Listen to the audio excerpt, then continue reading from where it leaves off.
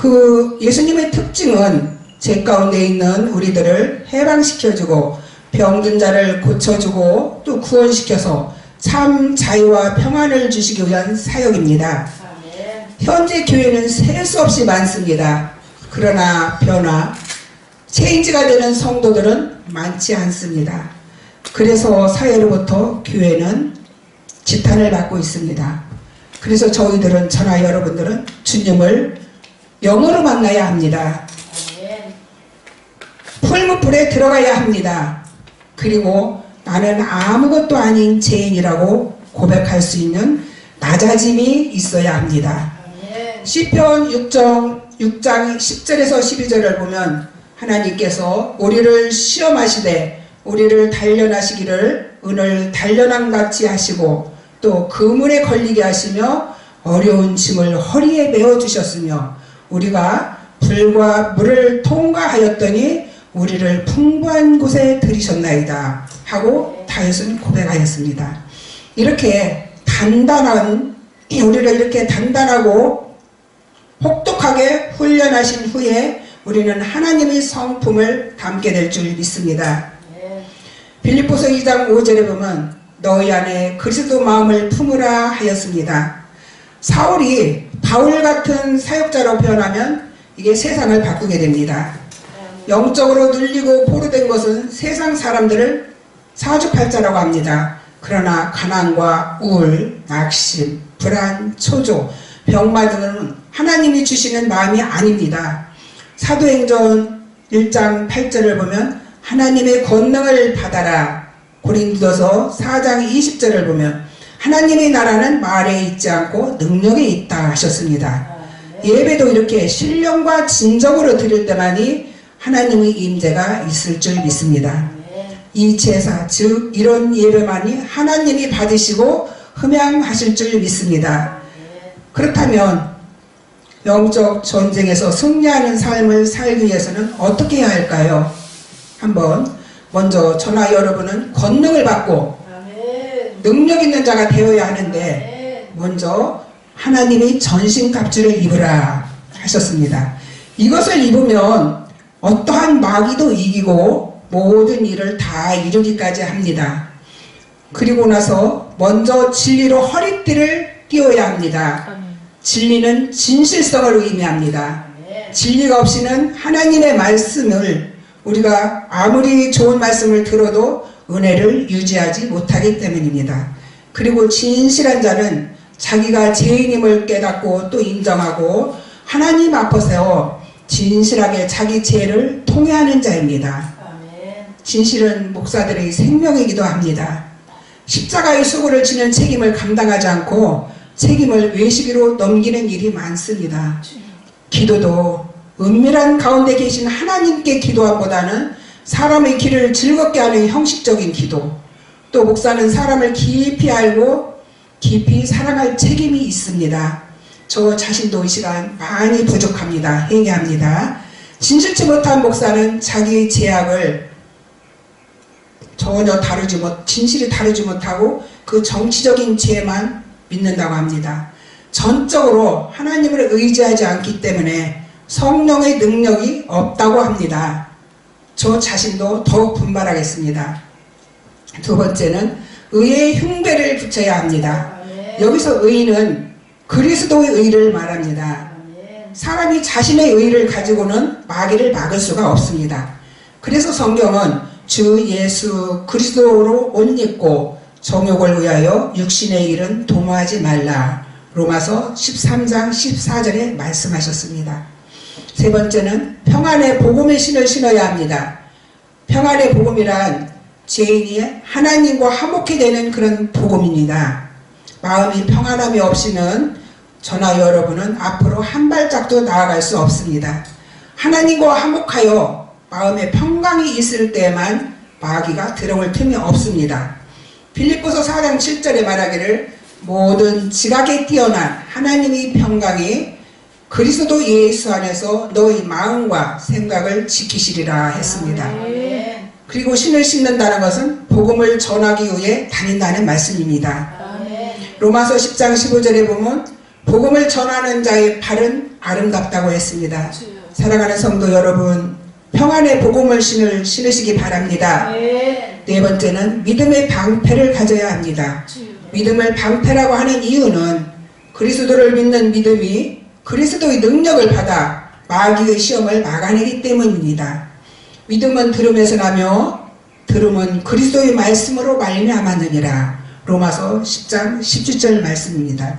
믿음은 하나님 말씀에서 온다는 그런 뜻입니다. 다시 말하면 지극히 높으신 하나님이 말씀하셨으니 믿어진다는 것입니다.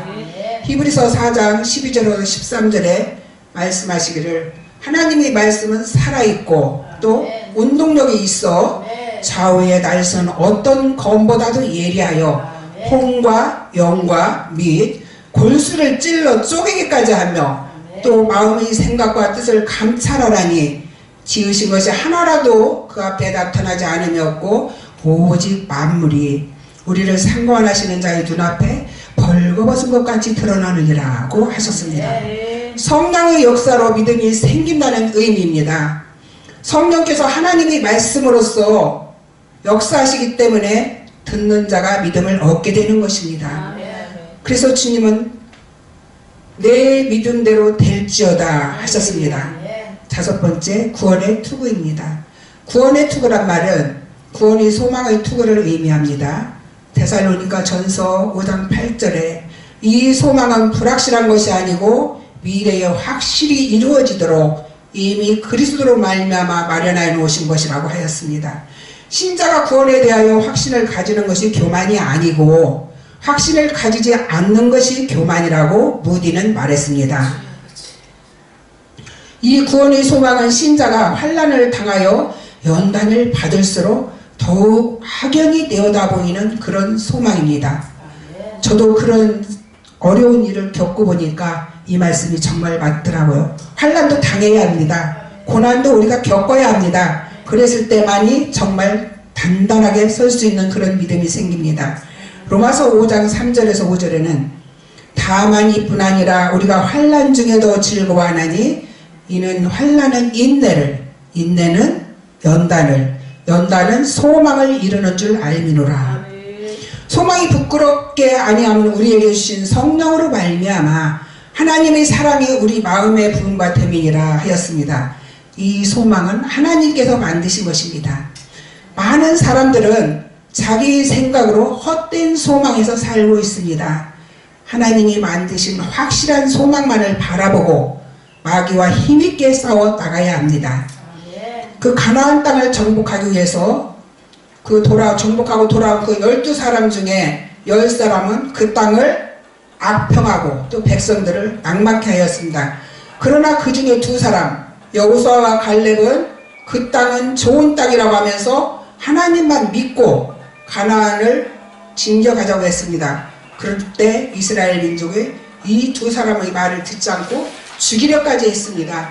그러나 여호수아와 갈렙은 흔들리지 않고 끝까지 하나님의 약속을 믿고 소망을 가졌습니다. 그야말로 구원의 투구를 쓴 셈입니다. 히브리서 11장 13절에서 16절 한번 함께 찾아보겠습니다. 히브리서 11장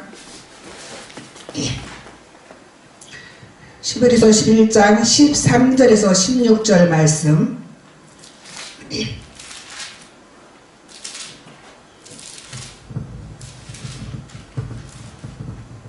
찾으셨으면 합독하시겠습니다. 이 사람들은 다 믿음을 따라 죽었으며 약속을 받지 못하였으되 그것들을 멀리서 보고 환영하며 또 땅에서는 외국인과 나그네 임을 증언하였으니 그들이 이같이 말하는 것은 자기들은 본향 찾는 자임을 나타내미라. 그들이 나온 바 본향을 생각하였더라면 돌아갈 기회가 있었으려니와 그들이 이제는 더 나은 본향을 사모하니 곧 하늘에 있는 것이라. 이러므로 하나님이 그들이 하나님이라 일컬음을 받으심을 부끄러워하지 아니하시고 그들을 위하여 한 성을 예비하셨느니라. 아멘. 이 말씀을 보면은 소망은 인간 자신에게 있는 것이 아니고 하나님의 약속하신 말씀에 있는 것입니다. 여섯 번째는 성령의 검, 즉 하나님의 말씀을 가져야 합니다.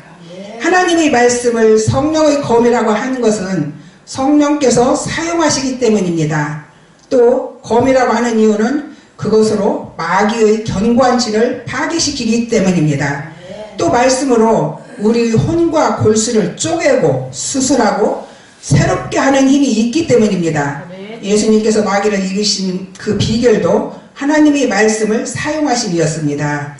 저나 여러분들 중에 죄와 더불어 싸웠을 때 약한 원인은 하나님 말씀을 굳게 잡지 못했기 때문입니다. 그 본문 17절에 하나님의 말씀을 가리켜 성령의 검이라고 하였는데 이것은 사람의 검이 아닙니다. 성령과 관계없이 하나님의 말씀을 가진다는 그것을 검과 같이 사용할 수 없습니다. 그래서 우리는 늘 성령을 충만해야 합니다. 성령께서는 성령 말씀과 함께 역사를 하십니다. 그 성령을 그리스도의 말씀, 로마서 10장 17절에 보면 그리스도의 말씀이라고 했는데 그리스도를 증거하는 것이니, 요한복음 14장 26절과 15장 26절, 16절, 13절에서 14절을 제가 한번 읽어드리겠습니다. 요한복음 14장 26절은 보혜사 곧 아버지께서 내 이름으로 보내실 성령, 그가 너희에게 모든 것을 가르치고 내가 너희에게 말한 것을 생각나게 하리라. 15장 26절은 내가 아버지께로부터 너희에게 보낼 보혜사 곧 아버지께로부터 나오시는 진리의 성령이 오실 때에 그가 나를 증언하실 것이요.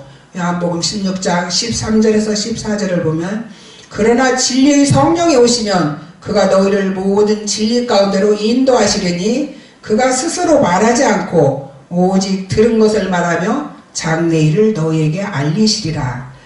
그가 내 영광을 나타내리니 내 것을 가지고 너희에게 알리시겠습니다. 아멘. 그래서 그 성경 말씀대로 우리는 말씀을 믿고 성령을 받았을 때만이 하나님께서 그 말씀을 믿고 일할 때만이 역사를 하십니다. 그래서 누구든지 성경을 바로 읽고 많은 기도와 그리스도를 중심으로 한 설교를 할 때 성령께서 역사하시고 기쁘게 받으실 줄 믿습니다. 그러므로 저나 여러분은 항상 말씀 묵상과 끊임없는 기도와 함께 말씀을 믿고 간구하여 영적 전쟁에서 승리하는 삶을 누리시길 예수님의 이름으로 축원합니다. 아멘.